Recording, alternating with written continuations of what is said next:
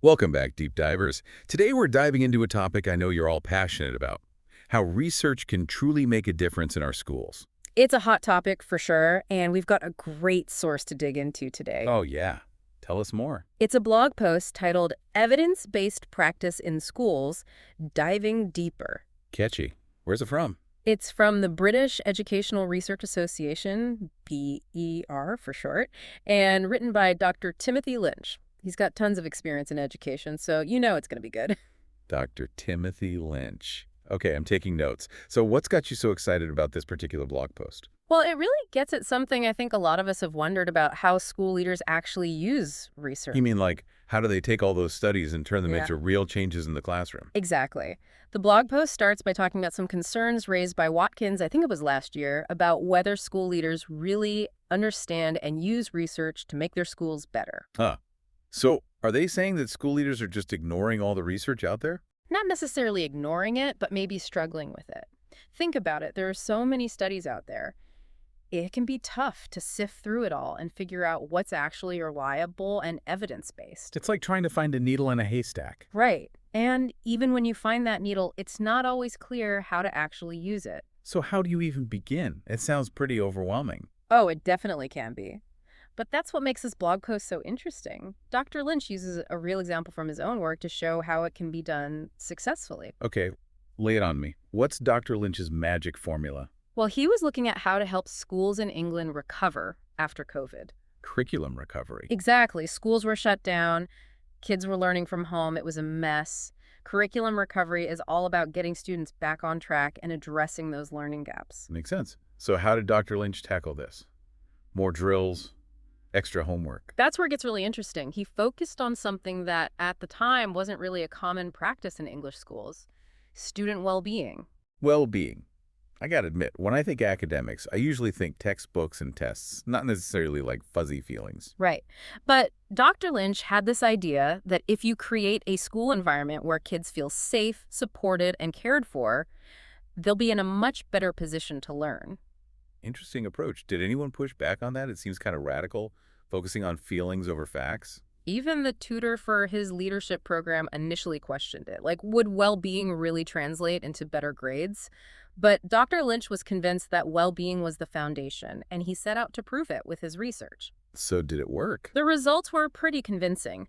His research ended up supporting what was being taught in his leadership program material from the National Professional Qualification for Senior Leadership Program. Say that 5 times fast. Right, Right. NPQSL for short. And get this, his findings also lined up with other independent research. Wow, so it wasn't just a fluke. Focusing on well-being actually did lead to improvements. It seems so. And it wasn't just about, handing out hugs and good vibes. There were some pretty concrete strategies involved. For one, he found that a school leader's communication skills were crucial. Makes sense. You can have the best research in the world, but if you can't communicate it effectively to your staff, it's not going to go anywhere. Exactly. And he also emphasized that real curriculum change, especially on a big scale, takes time. And it's complicated. There's so many moving parts. So no quick fixes in education, huh? Anything else? What were some of the other key findings? He found that having a whole school approach to curriculum is essential. It's not just about teachers. It's about getting everyone on board. Administrators, support staff, families. A team effort, huh? Yep. He also talked about the link between physical health and well-being. It's not just about mental and emotional stuff. Things like healthy eating and physical activity actually play a role too. Well, that's interesting. It's all connected. That- So he wasn't just saying make kids feel good. He was actually talking about specific strategies to improve their overall well-being. Absolutely. He found incorporating those elements had a real positive impact on students, which in turn seemed to boost their ability to learn. I love that. It makes you realize we can't just compartmentalize these things. Physical health, mental health, learning. It's all part of the same puzzle. And speaking of puzzles, he also talked about the need for teachers to engage in deeper thinking. He argued that professional development should challenge assumptions and encourage teachers to think critically about their practices. I'm hearing echoes of teachers as reflective practitioners here. Is that what he's getting at? Definitely. He found that teachers are already doing a kind of ongoing research in their classrooms, even if they don't realize it. They're constantly observing, reflecting, and adjusting their approaches. That's such a good point. It makes you think about how we can better tap into that natural research instinct that teachers already have. And that's something I'll definitely be talking about more as we continue our deep dive. Well, I'm already hooked. This is way more than I expected from a simple blog post. All right, there's so much to unpack here. I can't wait to hear more. Let's keep this deep dive going. So we've talked about all these great examples of how evidence-based practice can work. But I'm thinking back to those concerns that were raised about school leaders. Do you think that gap between research and what's happening in schools, is it really a systemic issue? You know, it's interesting, isn't it? It's easy to point fingers and say, oh, teachers aren't doing enough or school leaders aren't paying attention to research. Right, like they're just willfully ignoring all this valuable information out there. Exactly. But Dr. Lynch suggests that maybe, just maybe, there's something deeper going on. Okay, I'm intrigued. Tell me more. He argues that the way we prepare teachers, even school leaders, it might not be giving them the tools they need to really use research effectively. Think about it. How much training do most teachers get in actually doing research? Or even just reading and understanding it? That's a really good point. I mean, I remember in my teacher prep program, it was all about pedagogy and classroom management, which is important, but I don't recall a lot of emphasis on research methods or anything like that. Right. And if we're being honest, most teachers are already swamped. They're juggling lesson planning, grading, meetings, parent communication. Oh, tell me about it. It's a lot. So are we really setting them up for success if we're also expecting them to be research experts on top of everything else? Okay, I see your point. It's kind of like asking someone to build a house without giving them any tools or blueprints. Exactly. So what Dr. Lynch is suggesting is that maybe we need a more systemic approach. Like, what if research training was baked into teacher prep programs from the start? Now, that would be a game changer. Right. Give them a solid foundation in understanding different research methods, how to read a research article, how to evaluate evidence. That makes a lot of sense. But what about teachers who are already out there in the classrooms? They didn't get that training. What can we do for them? That's where professional development comes in. And not just like a one-off workshop, but ongoing, high-quality training on research in education. Yeah, like maybe specific courses on applying research to their subject area or workshops on different research methods. Exactly. And it's not enough to just sit through a presentation, right? There needs to be some kind of practical application, a chance to try things out in their own classrooms. You know, what I've always found helpful is those professional learning communities where teachers can get together, share articles, talk about what they're trying in their classrooms. Yes, that peer-to-peer learning can be so powerful. And it's not just about individual teachers either.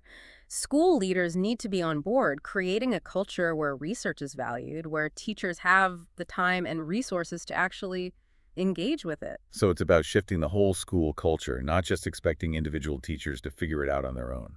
Right. And I think Dr. Lynch would say that it's also about recognizing that teachers are already doing a form of research every day in their classrooms. Oh, yeah. We talked about that earlier. Teachers as reflective practitioners. Exactly. They're observing their students, trying new strategies, seeing what works and what doesn't. It's all a form of research, even if they don't always call it that. So maybe part of the solution is just helping teachers connect the dots, make that link between what they're already doing and the broader world of educational research. That's a great point. And I think that brings us to another important piece of this puzzle, the role of parents and the community. Oh, yeah. We haven't talked about them yet. We've been so focused on educators.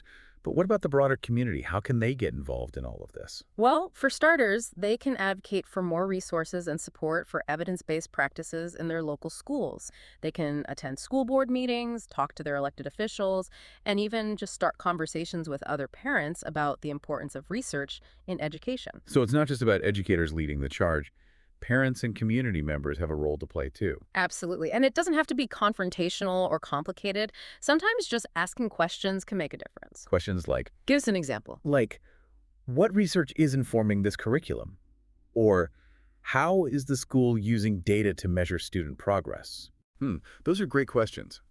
It's about being informed and engaged, not just blindly trusting that the school is doing what's best. Exactly. And when communities are informed and engaged, they can be powerful advocates for positive change in their schools.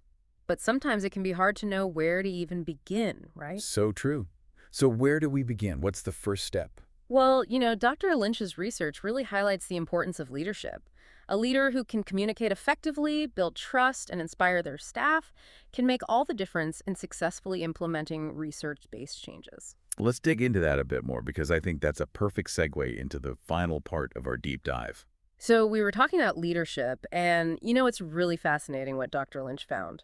A leader who's a good communicator, who can build trust and get their staff excited, well, that can make or break these research-based changes. Oh, absolutely. It's like anything else, right? If you've got someone at the helm who can articulate the why behind the change, get everyone on board, and provide the support that's needed, it's going to be so much smoother. Exactly. And it's not just about that top-down communication either.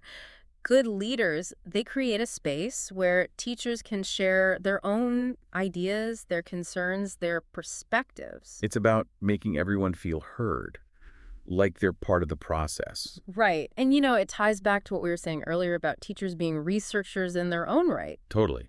If we want a school culture that's really embracing evidence-based practice, we can't just treat teachers like robots who are following instructions from a research paper. They need to be empowered to actually contribute to the research. Exactly. Eh, Imagine if we encourage teachers to do their own little classroom experiments, collect data, really see for themselves how different approaches are impacting their students. that would be powerful. And I think it would make them so much more invested in using evidence-based practices because it's not just something that's being imposed on them. It becomes something they're actively shaping and participating in. And that's when the magic really happens, right? When you've got researchers, educators, and the community all working together, learning from each other.